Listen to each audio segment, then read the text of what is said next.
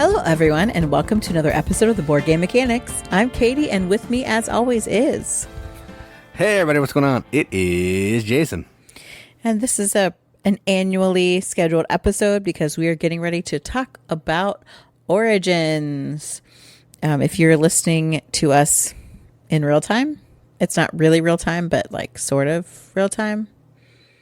What would you call that? As it's actual released? Actual release time. Yeah, probably.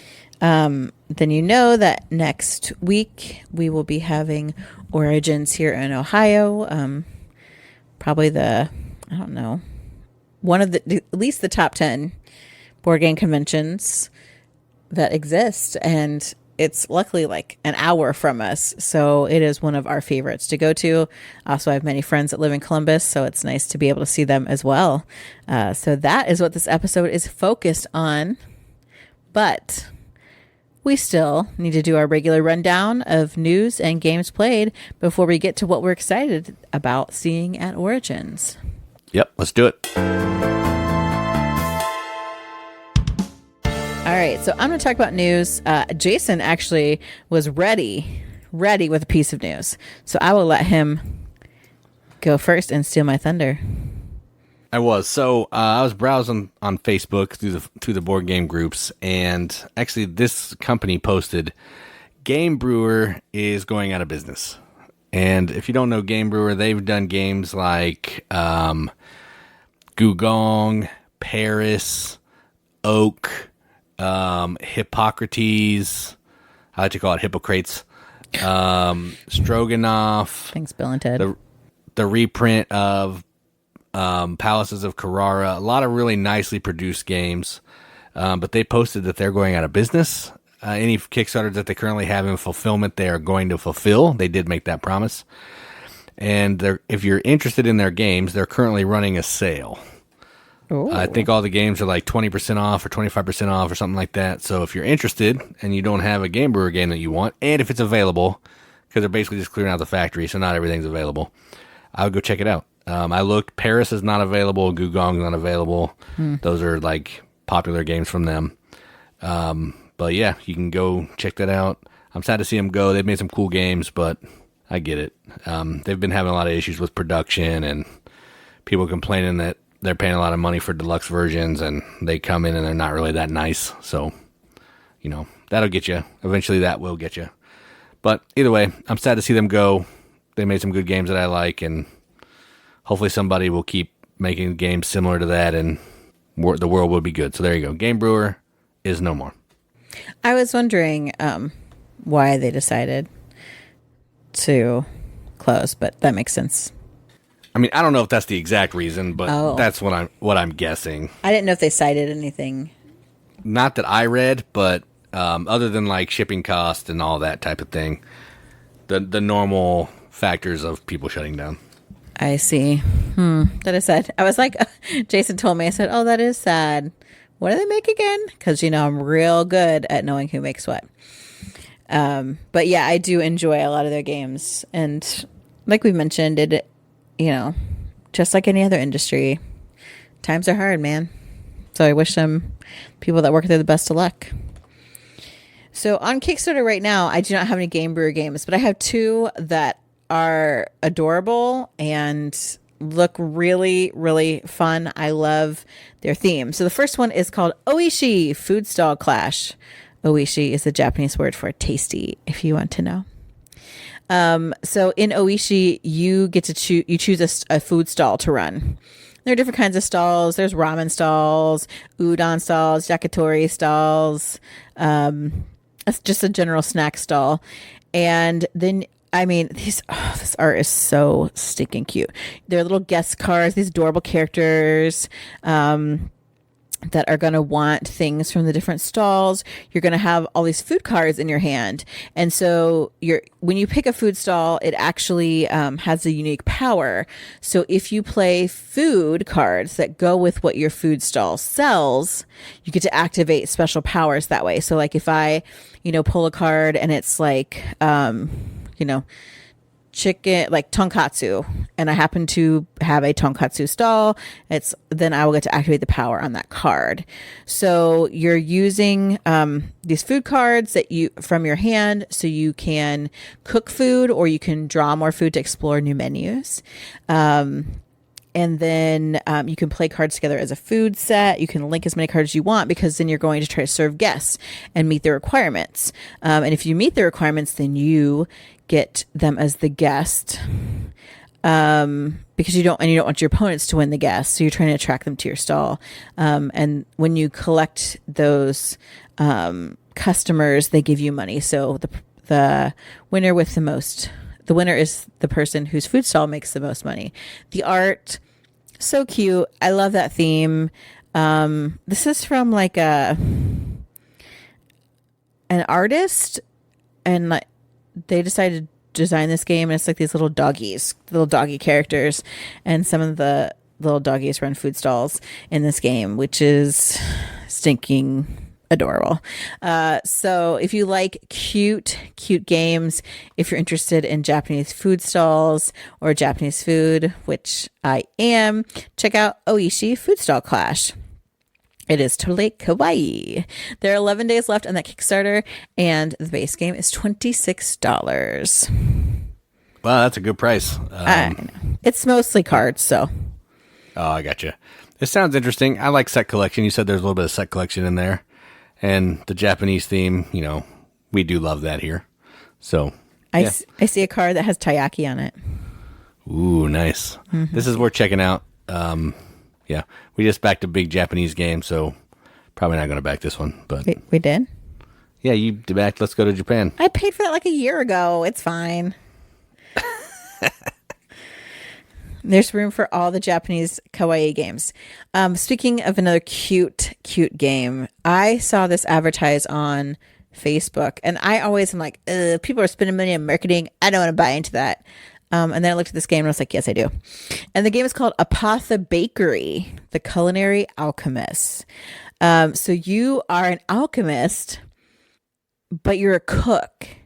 And so you're combining those two things to make foodstuffs that have healing powers for adventurers. And they're coming to you for help. You also have these little forays, which seems like a cross between forest and fairies, or foragers and fairies. So they made this word forays. And there's adorable little creatures that go out and help you collect resources from the wilderness. And so then you've got this board that is your apothecary board, and you are brewing elixirs and baking cakes and kind of putting them together to help your adventurers. What's really interesting, so you send out these forays and like you're playing them together, and they each have like a kind of like a foraging power, because there's these different places out in the wilderness that require different amounts of energy to collect from. So that's really cool. You get these adventurers and they have hearts on them. And so if you take too long to heal them and they die, they can turn into like these ghosts that will haunt you and give you negative effects, which I think is hilarious and crazy. Like, I think that's really, really interesting. So you're trying to cure them. Also, like, if the ingredients you get, depending on how you work out, like, the alchemical process for these things, there may be some side effects. So actually, when you go to heal the adventurers, you might have to roll a die because maybe you didn't have the exact recipe or something. And it might not turn out so well for the adventurer. So you're trying to score reputation as you're healing these adventurers. The bits look really cool. The art is adorable. I just love the idea of I like the idea of going out foraging, then making something, then healing, and then, there could be side effects to your elixirs, or if there are failed attempts, like it. And then the fact that these adventurers can be vengeful from beyond the grave if you don't heal them, I just think it seems like a very compelling game. So if any of that intrigues you, check out Apothebakery. There are 13 days left in that Kickstarter from the time that this episode drops, and the base game is $63. So is this like a big board game, or is it a card game, or what? It's boards, small boards and cards. So you've got a player board where you're doing your apothecary business, and then there is like a small board of forest spaces, and then there are cards that are adventurers, cards that are cakes that can be made, objective cards, those kind of things. So it's like a mix. Huh. Sounds cool. It just seems kind of expensive for what you were describing, but well, there are a lot of different elements on there, and then you get a couple expansions with that basic pledge to give you like a specific goal or some extra side effects. Like the deluxe just has like linen finish and some other things that, oh yeah, secret objectives, side effects. So baked in expansions. There's a micro expansion with arcane adventurers. But there's like the reputation score dials, and there's reference cards, and there's fabric bags, and there's an 8-sided effects die, and there's like 208 tokens, and you got your dual layer boards. There is kind of a lot, even in just the basic. So I think it looks really cool. I would love to back this one. Gotcha. Yeah, I'll check it out. I haven't looked into it. I didn't even know it existed until I looked at the outline and saw. I was like, Apothebakery? That's weird. It looks so cute. So check out Oishii and Apothebakery on Kickstarter. And that's all I have for news. All right, so let's go ahead and move into some games that we played. And we're only going to talk about 2 today. We had 3, but we're trying to save some time. So that's where we are. And the first one I'm going to talk about is a little weird for the games that we normally play. But it was sent to us, and I figured, what the heck, we'll play it. And the game is called Doomlings. This is a little card game. It's just cards. Where you're taking on the role of these little, like, single-celled things. Doomlings, I guess. And what you're trying to do is you're trying to increase the traits of your Doomlings by playing cards. And basically what that means is there's 5 different color cards. You're going to play one down in front of you. It may be worth points on its own. It may be worth negative points. And then it may do some kind of action. So it could work with other cards to give you more points. It could make other people discard traits. It could increase your gene pool, which is your hand size, which allows you to have more cards to be able to play moving forward. And the whole point of the game is you're trying to have the most points before the third catastrophe happens in this event card, in this event deck. That's it. Every round there's an event, and sometimes they're just regular, but occasionally there'll be a catastrophe that comes up. It's going to slap you around a little bit, and when a third one comes up, everyone's going to finish the round, and it's going to have some kind of in-game scoring on it that everyone's going to have to either get negative points or positive points for. And that's the game. Play cards, try to score the most points.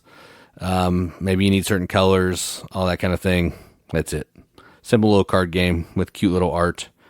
Yeah, I enjoy it. It's fine for what it is. A little take that ish card game. Simple play a card, draw a card game. Nothing too crazy, but I think it's fun. For the type of game that it is, you can buy it at Target for cheap. I think it's good. So how'd you feel about Doomlings? So at first I was determined to not like it. I was like, no, this is one of those dumb games. But I think there's some really interesting, like, strategic gameplay in it, especially once we got the roles right. And some, like, the specialty cards. The artwork is adorable and kind of fun, tongue-in-cheek. And actually, like, I'm really excited. You said they were sending some of the expansions, and I think that will be really great because I enjoy it quite a bit, and I think I would like it if it had even a little more depth. So that's what I'm hoping is going to come from the expansions. But yeah, I was pleasantly surprised by this. Yeah, I think it's just more cards, more different kinds of traits. Yeah, I don't really know what the expansions have, but I'll take more cards. That's fun. All right, so up next is, I'm not going to spoil Katie's thoughts, but a game that I think I like more than her, and it's called Come Together. And this is a game about putting on basically Woodstock. You are the Woodstock 99 concert promoter. Kind of feels like 99. It does not. When I play, it feels like 99. When you play, it's more like the 69 version. Yeah, that's true. So what you're trying to do is you are basically, it's a worker placement game. You have these little hippies. The workers are hippies, which is pretty funny. And they'll go out to these different locations. You're trying to recruit acts to come to your festival. You're trying to build stages so the acts can play on. You're trying to get different types of meeples, which are the fans. They'll like certain kinds of music based on the color that they are. And then you're trying to get campgrounds for those meeples to stay in. So you're doing the whole shebang to put on a Woodstock type festival. Once your workers get used, they get tired, they go to their hippie van, they have to sleep. You have to take some turns to get your workers back. Eventually there'll be an action where you're going to take this other little marker you have, put it on the main board, and you're going to fire off one of those 4 locations where hippies are. And you're going to get the cards that are at those locations to get more guests or more acts, tents, all that kind of thing. And then some kind of other special bonus. There's lots of tracks to move up on. There's a newspaper that's going to slap you around if you don't make it up so far. And you're trying to do the best that you can over 3 rounds, doing all of that to try to put on the best music festival that you can. Way more stuff going on than that, but that's a high-level overview. I like this game. I think it has a cool theme. I love that the hippies are doing all the stuff like Woodstock 69, which is pretty awesome. It's a little tough. You kind of have to pick a route and go for it. It's really feels punishing to be able to do some of the things that you want to do. Never feels like you have enough time to do it, but in spite of all that, I still like the game and enjoy it. So, yeah, this is one that I'm a fan of. So, go ahead and tell us how much you didn't like this game. Yes, mine was Woodstock 99 because we had no water and everyone wanted to break stuff. Limp Bizkit came out and a mosh pit started and then people started setting stuff on fire. Yeah, that's really what happened. Because in this game, yeah, there are lots of tracks. There are no ways to move up on them, but there are lots of tracks. And while you are exercising the futility of not moving up on those tracks, you are also not getting the right kind of people to see the acts that you don't have room for or tends to put these dumb people in. Because punishing, like, I will not shy away from a challenge. That's fine. But when I'm like spending the whole game, like working hard, trying to maximize all my moves, do what I'm supposed to do, and I still get nothing for it, no, I throw my hands up in the air. I break stuff. Then I break stuff because I'm like, this is ridiculous. Like, no, I just no. I didn't. I played it once and I was like, oh, I didn't really like it, but I'm like, okay, I'll give it another chance. And then I played it again and I'm like, no, I do not like this. I want to like it. I really do. I think the theme is fun. I think I like the little meeples. The idea of it, I really like. In actual practice, no, I hate it so very much. I hate all those dang dirty hippies and all their stuff. And it's just the game is too punishing to be fun, in my opinion. All those commies. You hate the commies. You know I don't hate the commies. No, I get it. It is punishing. I will give you that. I just don't mind that as much as everybody else did. So there is that, I guess. So yeah, those are the games that we played. Nothing else to say. Moving on.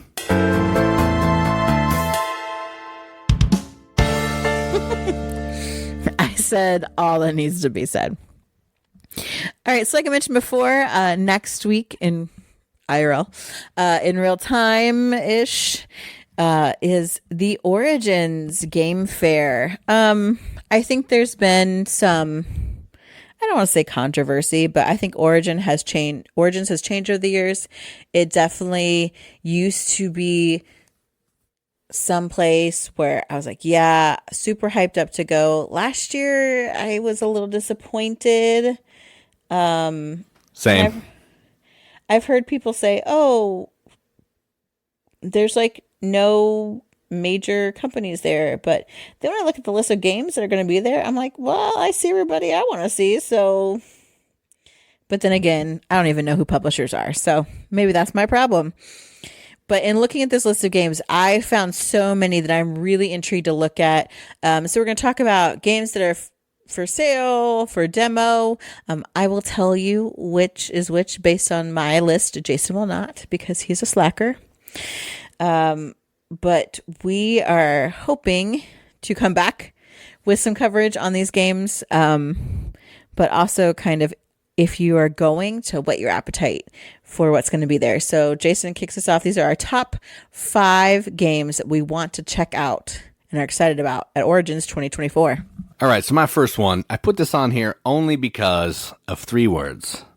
Push your luck. And we all know how I feel about that. I always try to find at least one push your luck game that's going to be at Origins, and I found one. And this game is called Seaside. Now, I don't know much about it other than the box is really cute. It's a little crab on the sand going into the water. And you're pulling chits out of a bag. So right there, what else do we need to say? Push your luck, chits out of a bag. What you're trying to do is you're trying to pull these tokens out, and you're trying to get tokens in front of you in the central area and in front of you, which is your seaside. And you can have to pull different types of tokens out, I believe. I don't know a ton about it, but if you pull too many of a certain same kind of color, you're going to bust, and everything you pulled out goes back into the bag. So like a normal push your luck game, you're trying to eventually get enough points by having different types of things in your seaside better than everybody else. That's it. It looks like a ton of fun. I just want to pull the chits out of a bag. I don't really care what the game is. The components look fun. Give me a game where I can pull chits out of a bag and bust, and I am a happy camper. So there you go. So my first one, Seaside, and it is from, what company is this?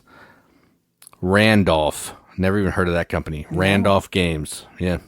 And I don't know if it's for sale because I had that list, and now I don't know where that list is, and I didn't do my homework, so that's where we are. Hey, the link to the list is at the bottom of the notes for the show. Oh, yeah, you're right. It is. Okay. Yeah. We'll just say it's for sale. There we go. While Jason does his research, I will talk about my number 5. My number 5 is from a publisher that I do know about, and I have a lot of their games, and I think I want this one. And this is Kids Table Board Games, and the game is Cafe Baras. Number 1, there's a big capybara craze right now, and for good reason. Those things are adorable. They are not predatory. They're friendly to people. I mean, how could you not love them? So Kids Table Board Games is making a game around capybaras where you own a little cafe, and you're a capybara who loves coffee. And you're opening your own shop. But there are other coffee shops around, so you're trying to get the right food and the right drinks and decor to help out your regulars. It's card drafting, tableau building.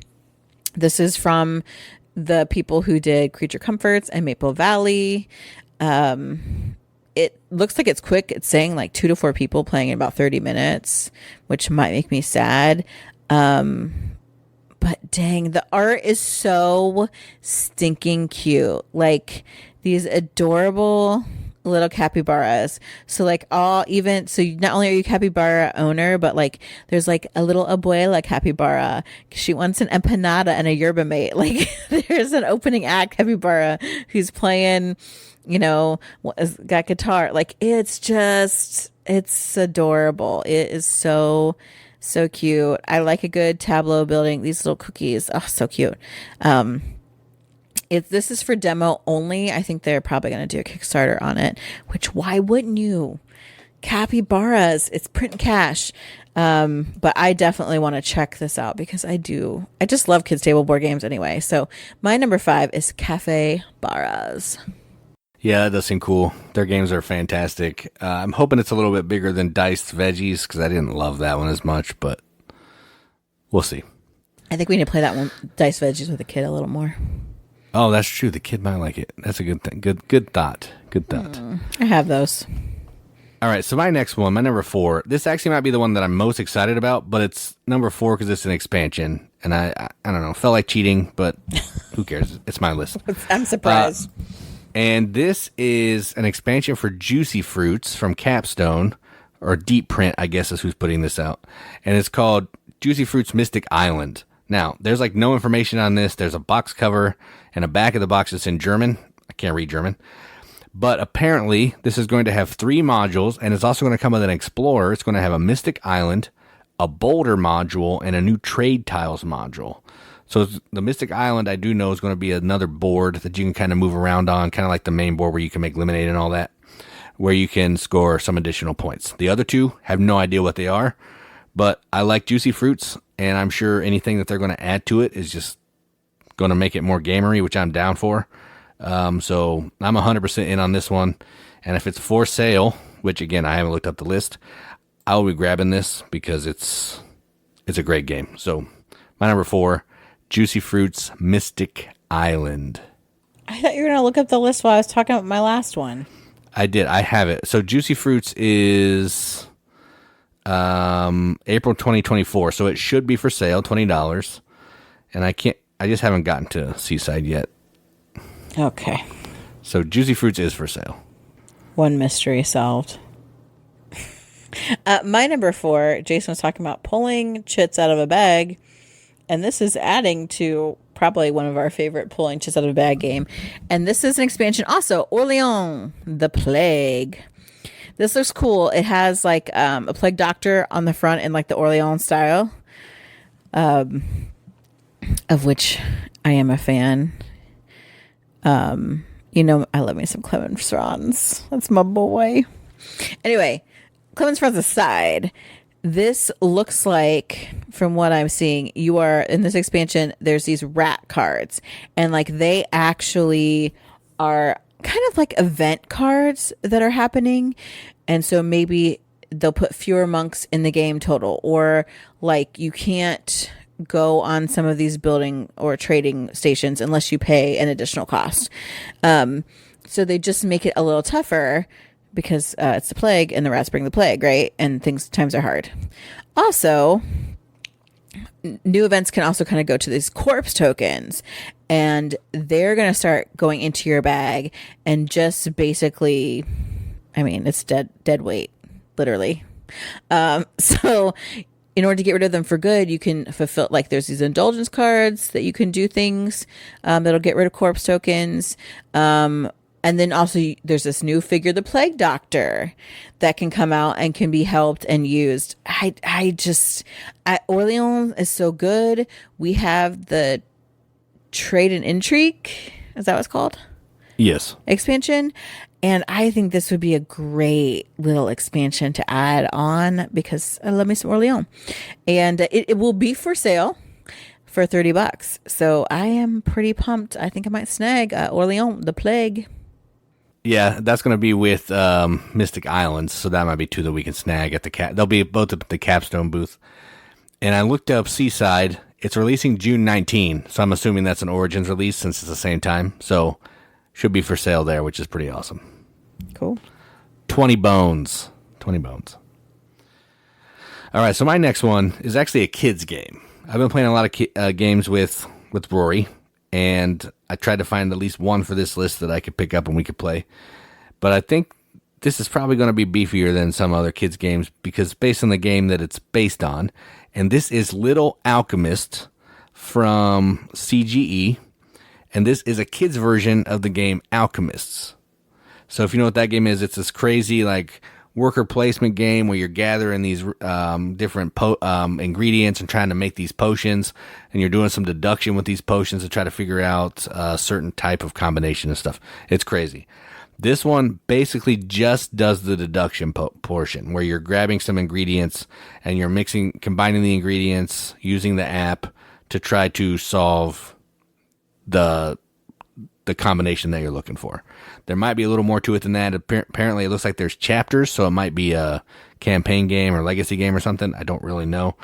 But it's taken some of the concepts of Alchemist, boiling it down into a simpler version. I'm not even going to say kids. It says it's for kids, but I'm probably going to disagree with that.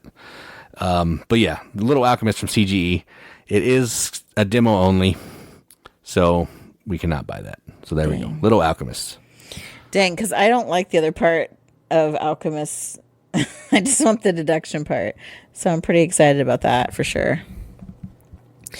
My number 3 is, I don't know if it's on sale. It says it's out, and I would think it is. And it's from our friends at Queen Games.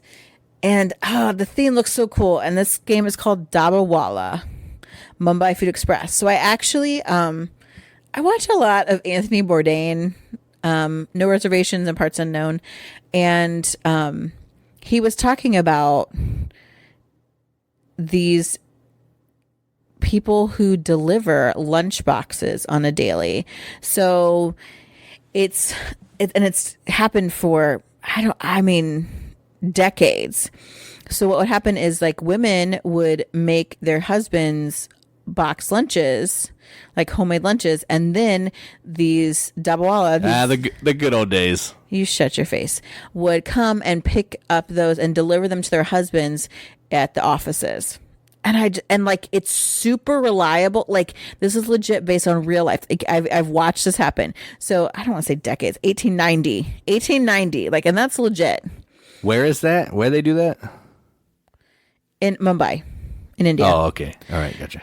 Okay, so apparently they're dabbas. It's like multi-storied lunch boxes. So they like pack them up high on the back of these bikes, basically. I think they do motorized now, but it's a really cool thing. Like it still happens. Like, and they get, their accuracy of getting the right box to the right person is like dead on, almost 100%, which is it's crazy, right?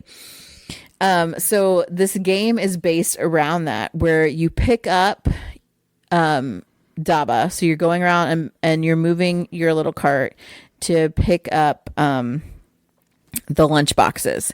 And each time you pick up a card, then you're going to play something in your hand so that you can actually take that. And there's like, you're stacking these tiles and they get higher and higher and they're different colors and you have to put them on flat surfaces and you have to fill holes with empty ones. And also there's like, you can get like bonuses from chai cards, all this stuff. And then you're going to go, once you get 15 tiles in your cart, you're going to go deliver them. So you pick up the cards that you played in order to receive the dabbas. And then you're going to complete a number of, then you're going to start doing some delivery rounds. So you're revealing the cards and playing these tiles and getting like scored based on the delivery of these dabbas. I just think that this theme is so freaking cool. There's in-game bonuses. There's some hand management. There's some multi-use cards. Like, I think it sounds pretty awesome. So I'm going to check out Dabba Walla, my number 3. So Mike from the Board Game Rundown played this and said it was really good. Okay. I mean, if that holds any weight with you, I don't know. It doesn't. Okay. He also loves Heat, and he's wrong. That's true. So I appreciate that. I will take that into consideration, but I would not blind buy it based on his. I love you, Mike. You know I do. But I think we have different ideas about games sometimes. Yeah, you're probably right. I don't know why I brought it up. Okay, it's not an immediate dismissal, but you know. It's not Dan. Exactly. All right, so my number 2 is actually a reprint. And I really like the game that it's reprinting. I didn't realize it was a reprint. I just saw the designer's name, liked the box cover, put it on my list, did a little research, found out it was a reprint. And the game is Middle Ages. And this is from Studio H, designer Marc Andre. And this is a reprint of Majesty for the Realm, which is a game that he previously designed, the follow-up to Splendor, same designer for Splendor. And effectively, this is basically the same game. If you don't know what that game is, you're going to have a row of like different cards in front of you, which are going to be different types of things, like an infirmary or a castle, whatever. We haven't played it for a minute, I forget. And then you're going to be drafting other cards that are going to match that color, and you're trying to get those cards in the certain color of buildings to score more points. You're trying to just get money based on putting certain color workers into certain color buildings. People can make some of your workers sick. They go to the infirmary. If they're in there for too long, you lose points, all that kind of thing. It's a really simple game. It's fun. It's got some like Century Spice Word mechanisms where if you don't want the card that's out there, you can put meeples on top of it to skip it, all that kind of thing. Just a little set collection, little engine builder type of game that I think is a ton of fun. This one has a great look. It looks way better than the other version. At least I think it does. It's a more simple color palette that I like. So yeah, Middle Ages, the re-implementation of Majesty. I'm pumped about it. So, and it is a demo only. Comes out in July of 2024. So there we go. I like that game, the game it's based on, and I always forget that that's what it's called because I get it confused with a bunch of other games that have the idea of some kind of sovereign and some kind of kingdom, and I'm like, I don't know what this is about. Well, I mean, Majesty was a boring name. This one's even worse. Middle Ages? Come on. I know. Come on. I feel like that should have some Clemens Franz out and it should be produced by Queen. Like, that's what that sounds like. The art's really good. Yeah, I don't know who does. It's really nice. I actually like the original art, so I'm excited to see this. I wish it was for sale. My number 2. This game looks crazy, and I'm really excited. Some of the art is done by Kwanchai Moria. Big fan. I don't know the designer because I don't know who designs anything. Ryan Courtney. Has he done anything else? The name sounds familiar, but I couldn't tell you. It does. So the game is called Spectral. And this is the deduction game. So already I'm like, yes, please. But in this game, you are bands of treasure hunters going through this spectral manor, and it's the night of the crimson moon, and you're trying to go and get the treasures and uncover them before midnight. And you're like discovering things and deciphering things. There's demons in there, and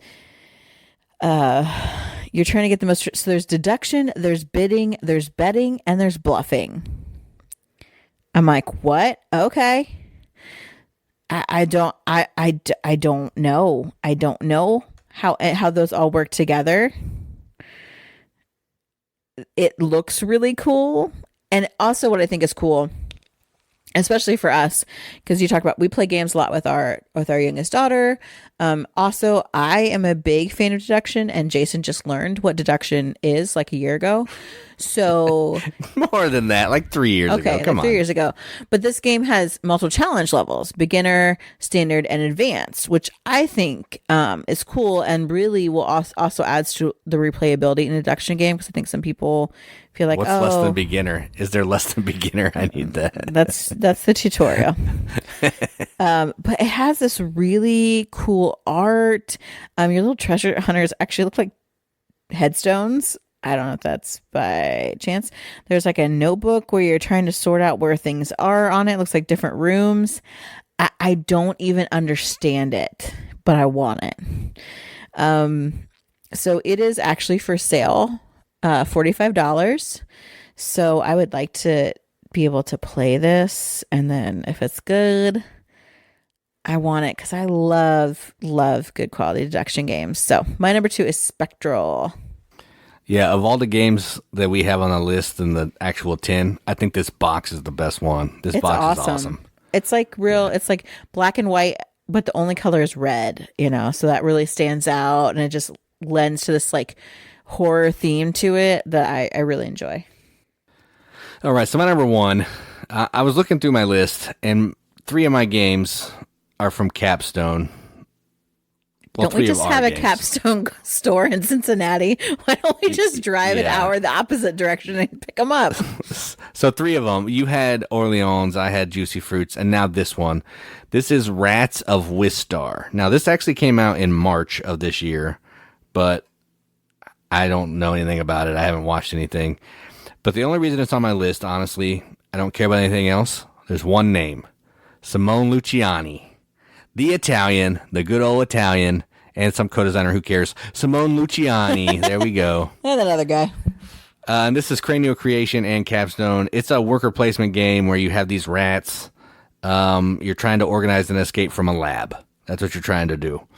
And you're trying to build beds, excavate rooms, solve missions, welcome host mice, build new inventions. It's funky theme. But it's got dual layer board and dual layer player boards, which is pretty neat. A rondelle. And I think the theme is interesting. And Simone Luciani. So there you go. This is, I don't know. Let me see. Is it for sale? Yes, it is for sale. It's butt expensive though. $70. Probably not going to buy it. Ooh. But it does look exciting and interesting. And Simone Luciani. So there we go. That's honestly the only reason it's my number 1. Italian. Shallow, I don't care. I actually think that that's a really interesting theme, and so I'm interested to see what that looks like. My number one is I don't know the publisher, I don't know the designer or the artist, but it just intrigues me, and that game is called Sprocketforge. This game is demo only because I think it comes out next year. However, you are artificers, you're building a factory, there are these gears, but they're not just regular gears, they're enchanted gears. So they're producing mana and you're going to complete orders, you're moving gears around, trying to create an efficient system. But again, mana is kind of messy. It's going to clog up your vents. You got to like keep them clean. It reminds me, it sounds like corrosion a little bit because that has those gears that you have to keep running and they do eventually like corrode. So this seems like it has a similar idea behind it. The mechanisms they talk about are contracts, follow, which I do like, hidden victory points, some income, some market. I like a lot of those ideas. I really like corrosion, which we haven't played for a while. Do we own that? Yeah, I made a trade for it. I really enjoyed that game, and this sounds like it has the potential to be very similar. In like the steampunk looking kind of way. And so I'm pretty pumped to demo that. I don't know that I think it's my number one because that might be how it fell when I found them in order on the preview page. I don't know that. Yeah, yeah. My numbers didn't really mean anything either. Honestly, it's fine. Yeah, because I also had a whole slew of honorable mentions, which Jason didn't even attempt honorable mentions. Well, I was going to put this first one on my list. I don't know what it does. And I was going to put, that's it. Yeah. So I actually saw someone on one of the board game Facebook groups talk about Honey Buzz fall flavors. And that's going to be at Origins. The more I play Honey Buzz, the more I liked it. At first I was like, it's kind of underwhelming, but I did enjoy it a lot the last time we played it. And so it's a fun little puzzle. Yeah, I like it. Yeah. And this new, this expansion has several different modules that you can kind of mix and match. And it comes with like, you can get fruit and there's a market and just kind of, I think, ups the level of game there. And that to me is really exciting. There is a roll and write or flip and write maybe. Blueprints of Mad King Ludwig. Y'all know I love me some castles. So I'm excited to see maybe in a quicker format. I love the game and I will play the board game at any time. But I also love Between Two Castles. And so I would be excited to really expand my Mad King Ludwig set of games. Now looks like a really interesting, like kind of quick party game with cards. Ito as well. Trick-taking game, I think, if I remember correctly. French Quarter. I loved the art and the theme of that. And then I had By the Seashore, and then I was worried that meant that was the same as Jason's, but I think it's just a set collection game with it's different. It's different with really, really cute art. So I was like, well, I don't want to do a Seashore one if he's doing Seaside. So it just made it in the honorable mentions. All right, I do have one. Philip Dewberry will have a game there for demo. PDB. Will PDB be there? I don't know. I'm going to message him and find out. I don't know that for sure. But it's a 1 or 2 player war game based on the Battle of Normandy. It's called Order of the Day Normandy. It says 45 to 120 minutes. That's a big swing. But it says it's area movement, campaign, war game. It looks like every other war game, but I think he said it's like a smaller scale, so it shouldn't take as long as some of the others. I haven't done a ton of research on it because there's not really a lot, but since PDB designed it, I wanted to mention it because I told him I would check it out, and I do plan on going and at least looking at it because I want to see what it's all about. So, Order of the Day, Normandy. Okay, so those are, I don't know, 10 or so, 15 games that we are excited to check out Origins. But also, how I determined that was I just scrolled through and what box art jumped out, or if it was someone I'd heard of before, which obviously that's not me, that was Jason, a designer or an artist that I'd heard of before. I'm stopping, I'm looking at it. But I always miss some, which I always find really interesting because I'll go to Origins and think about my list. And some of the things on the list, I'm like, meh, it wasn't what I thought. And then I'll find like these hidden gems. I'm like, was this in the list on the preview? How did I not know about it? So if you have a game that you know is going to be at Origins and you're really excited about, please let us know. Any of our socials, we have them all. I look at like 2, but Jason sees the rest. So, and he'll tell me. So if you know of a game, you're like, yes, this is great. You guys should check it out. Please let us know. Richard Diaz, I'm looking at you because you always know, like you got the deep cuts and you'll be like, oh, I think you guys would like blah, blah, blah, because it's like blah, blah, blah. And I'm like, Richard, you are so right. He is the king of deep cuts, obscure games. He's like my gaming, like, idol. I want to be like Richard when I grow up. Yeah. My sensei. Yeah, there you go, sensei. Mr. Miyagi. Yes. So, yes, please let us know what Board Game Geek does, like a preview page of all the games that they know about that are going to be there. So if you look on that, want to check that out and let us know something you're excited about. If you're going to be there, oh my goodness, look for us. Y'all know what we look like, I think. I have purple hair. At least me. At least Jason, because I don't do any videos. However, we were there last year and a guy specifically said to me, oh, you're from the Board Game Mechanics. I recognize you from the videos. And I'm like, I am in 2 videos, sir. But okay. I just thought it was funny. That's more notice than I got. And I'm in all the videos. I know. That's why I thought it was so strange. I'm like, why did they not notice Jason, who's in like every video? But please do say hey. Talk to us. If you're there and you find something awesome, tell us about it. If you want to sit down and play a game that you have or that they have there, like we would love to do that. Because that's what we're all about. Playing games, talking about games, not being jerks. Yeah, that's all I really want to do there is just demo some games and then play some games with people. So that's what I'm looking forward to is playing some games. Exactly. Okay. I'm about to turn into a pumpkin. I can't. Jason keeps saying, you'd think that eventually you would learn how to be a morning person. That's not how this works, sir. I feel like we've given morning... There's this meme about how we've given morning people too much power in the world. Like, I'm the other half that keeps everybody aware and safe once the sun goes down. But you're not a night person either, because you want to go to bed early. Because I have to get up. If I didn't have to get up and start work at 6:30, it wouldn't be so bad. I would be, like, primed and ready to go right now. This would be my second wind. But no, I had to get up at 6:30, and our kids don't respect my napping. Yeah, our kids are jerks. That's just how it goes. Okay. Enough ranting. I've been Katie. And I'm Jason. Keep gaming, everybody. Keep gaming.